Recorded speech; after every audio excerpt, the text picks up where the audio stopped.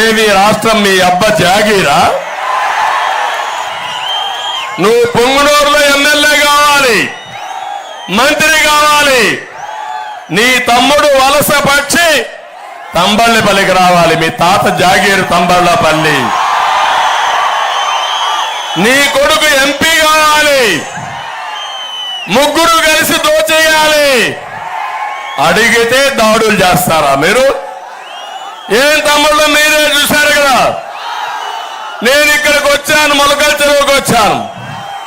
పక్కన పెద్దిరెడ్డి దోపిడి ఏదైతే అంద్రినీవా కాలం ఉన్నా గండికోట నుంచి ఈయన కాంట్రాక్ట్ కోసం సమాంతరంగా కాలువ తీస్తున్నాడు. ఎండగడడానికి వచ్చా మీ తరపున తప్ప అని మిమ్మల్ని అడుగుతున్నా. అంటే ఈయన దోస్తే నేను భయపడి పారిపోవాలా? ఈ రాష్ట్రం ఎవరిది? ఎవరిది అంటే నేను అక్కడికి వచ్చి ఇక్కడికి వస్తే ఇక్కడ మీటింగ్ కూడా లేదు. ఆ రోజు ఈ దారిలో పోతున్నాను, పూతల పట్టుకు నేను వెళ్ళాల. వీళ్ళ తాత రోడ్డు ఇది, అంగల్ వీళ్ళ జైజనాయింది, ఇలా ముత్తాద్దిది. 45 ఏళ్లుగా తిరిగే అంగళ్ళు ఇప్పుడు కూడా సవాలు విసురుతున్నా. అంగళ్ళకు వస్తానే ఉంటా, అడ్డం వస్తే సైకిల్ తొక్కించుకుంటా పోతా. తమాషా అనుకోవద్దు.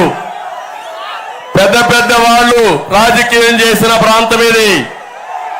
ఇప్పుడే నల్లారి అమర్నాథ్ రెడ్డి గారు ఆయిల్ పండించప్పుడు ఇక్కడ తంబళ్ళపల్లి ఫ్యామిలీ, ఇంకో పక్క కలిచెర్ల ఫ్యామిలీ, గట్టు ఫ్యామిలీ, వాళ్ళందరితో కంపేర్ చేసుకుని నువ్వెంత అని అడుగుతున్నా.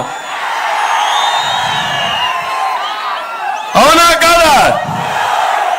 ఏ తమ్ముళ్ళు మీకు రోషం లేదు, కోపం లేదు, బానిసలుగా బతకాలనుకుంటున్నారు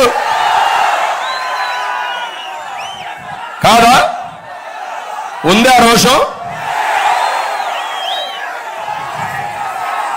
మీ భవిష్యత్తును నాశనం చేస్తే, అంధకారం చేస్తే, 14 సంవత్సరాలు ముఖ్యమంత్రిగా పనిచేసిన నేను వస్తే నా మీదనే తప్పుడు కేసులు పెట్టి 600 మంది పైన కేసులు పెడితే ఏం తమ్ముళ్ళు మీకు ఆలోచన రాలేదా అని అడుగుతున్నా మిమ్మల్ని అందరినీ. మాకే ఇక్కడ రావడానికి అవస్థ అయితే ఈ ఆంబోతులు మిమ్మల్ని బతకనిస్తారా అని అడుగుతున్నా. ఈ బడుగు జనాలు, బలహీన వర్గాలు ఈ దుర్మార్గుల చేతుల్లో బలైపోవాల్సిందేనా? నాశనం అయిపోవాల్సిందేనా? 7 నెలల గర్భిణి ఈరోజు నీరు అడిగితే దాడి చేస్తావా? అంటే మీ ఆంబోతుల చేతుల్లో మా ఆడబిడ్డలు బలైపోవాలని అడుగుతున్నా. తాగేసి వస్తారు వీళ్ళు